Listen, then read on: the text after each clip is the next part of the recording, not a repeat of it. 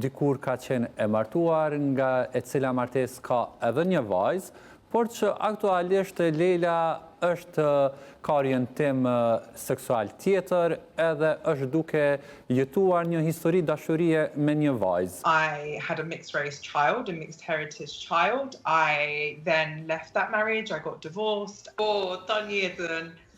I've had judgment my whole entire life.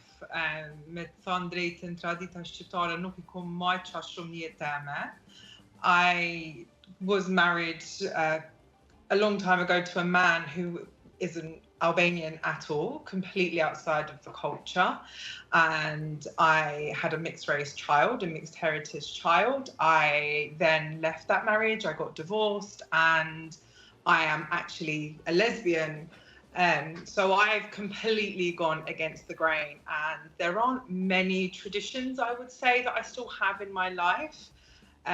But I love being Albanian, and I think the reality of the podcast is to showcase that for women, Albanian women all over the world, that whether they follow Albanian traditions or whether they have a more westernized lifestyle outside of the culture, that they are accepted and that they are loved and they are seen by Trime and by the Albanian community, because for too long, women like myself and other women who, don't follow the culture and don't follow the traditions have been isolated because they're not following traditions. And it's not fair to be ostracizing women just because they don't follow the rules that have been set to them by this invisible, I don't know who created these rules, but women should be free to make their own choices regardless of where they are in the world. Lejla tregoi që gjithë jetën ka qenë e paragjykuar për mënyrën e jetesës së saj. Ajo sapo na tregoi që dikur ka qenë e martuar, nga e cila martes ka edhe një vajzë, por që aktualisht Lejla ka orientim seksual tjetër edhe është duke jetuar një histori dashurie me një vajzë. Lejla na tregoi që në shoqërinë tonë shqiptare njerëz, kryesisht gratë të cilat nuk I ndjekin rregullat, nuk I ndjekin kulturat, paragjykohen edhe përjashtohen.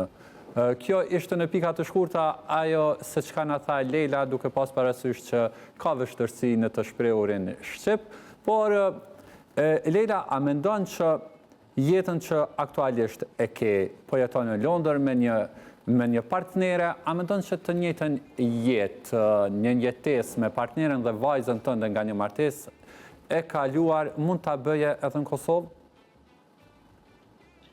Është pak pyetje e vështirë me të kallzu drejt, because of course the culture in England is very different to back home. It's a lot more open to people who are from the LGBTQ+ community. However, I did go back home in June this year, and I was so pleasantly surprised at the progression at the time that I spent there. I actually, going back to the question of judgment, I thought that I would be really judged. I have a lot of tattoos all over my body, and my daughter's mixed race, and I thought I'd have a lot of judgment. And in fact, it was the complete opposite.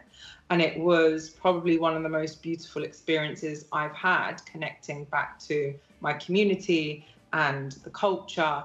And that's when I realized that actually there is a lot of hope for change in our community. We just need a safe space for women in order for us to carry out this work for change.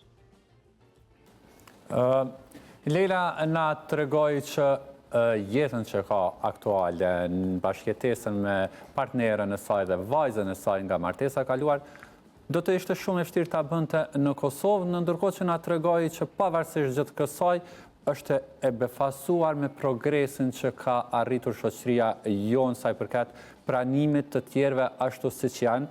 Lejla na tregoi që gjatë kësaj vere ka qenë në Kosovë dhe është befasuar se si njerëz e kanë mirëpritur, ka pasur dyshime se do të paragjykohet për shkak të tatuazheve të shumta që ka, për shkak të orientimit të saj seksual, por që fatmirësisht gjithçka ka dalë të jetë e kundërta dhe gjithçka ka dalë të jetë më pozitive se sa Lejla e ka pritur edhe vetë.